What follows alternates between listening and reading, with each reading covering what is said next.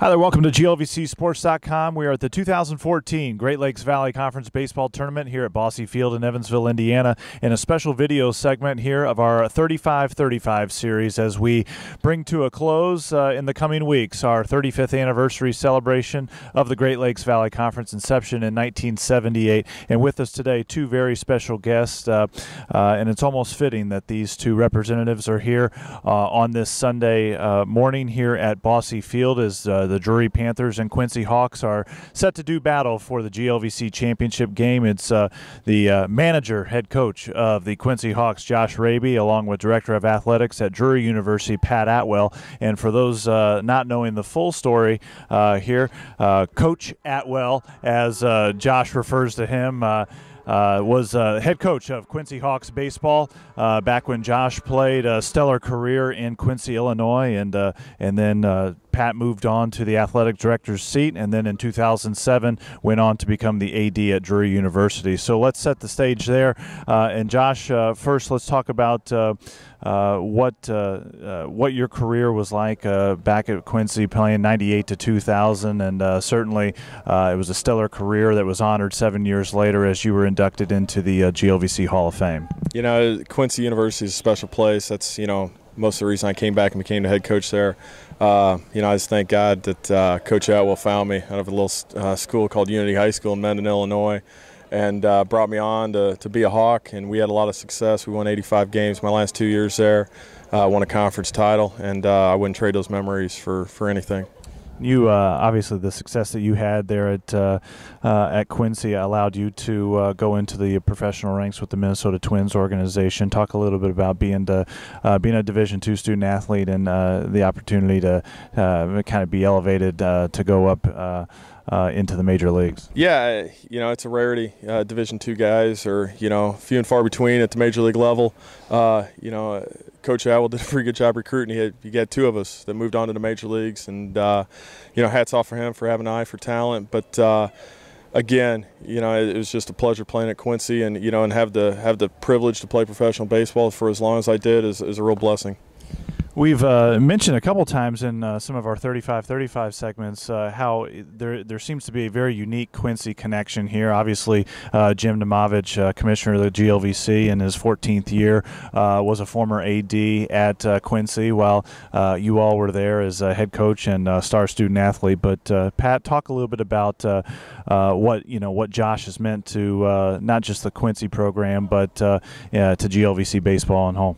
I think for all the players at GLVC, when you see one of your own get drafted, and then not only get drafted, but to make it to the big leagues, and you can watch them play on television and see that happen, that's a motivation to everybody. And we've had a pretty good GLVC has had a good run of people that have had a chance to play pro ball, and you know, a handful of guys actually make it to the big league. So it's I think if you're a student athlete looking at that, to know that you can do it from our league is really a big deal. We're excited to hopefully have that happen at Drury too. We gave a little insight when we had the opening here of your career path through the GLVC, but shed a little bit more light on that and tell us how you kind of came up through the ranks and where you're at today on the other side of the sidelines here from Josh, looking to get Drury baseball their second ever GLVC championship.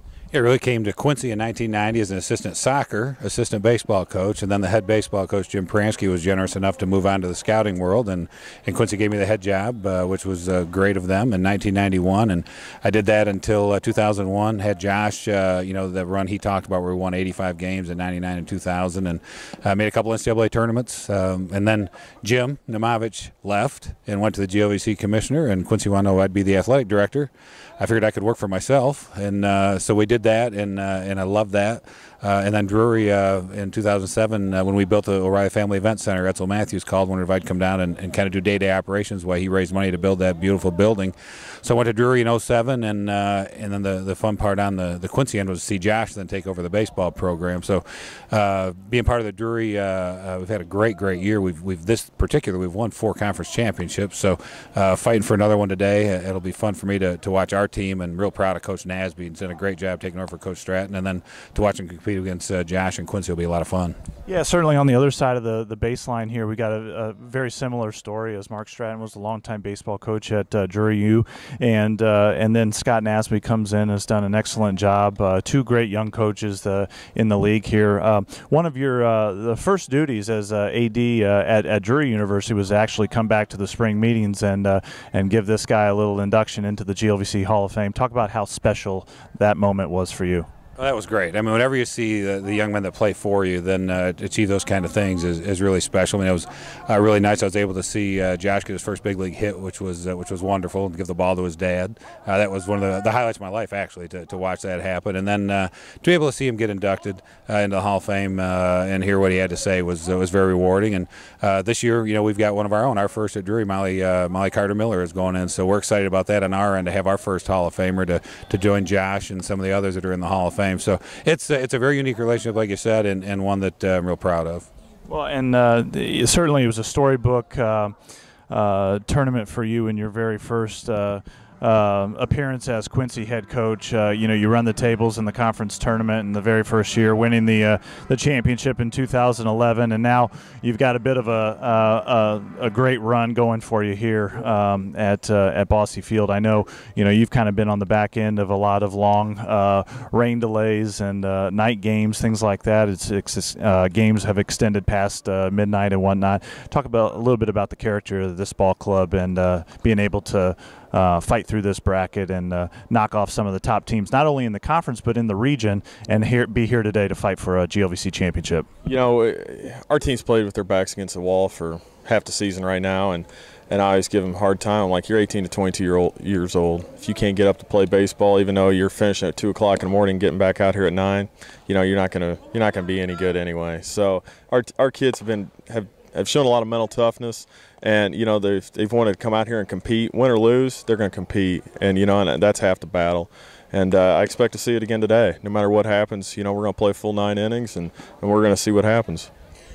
Well, it's graduation day here in Quincy, Illinois today, but certainly Coach Rabe here hopes to see his graduating seniors go out the right way with a trophy in hand, but the old ball coach over here might have something to say about that as well. So it's a fitting tribute to the 35th anniversary of the GLVC, as members of Quincy University, now representing 2 schools in the conference here at Bosse Field, fighting for the GLVC Baseball Championship. Thanks for logging on to glvcsports.com and your continued following of the celebration of the 35th anniversary of the GLVC.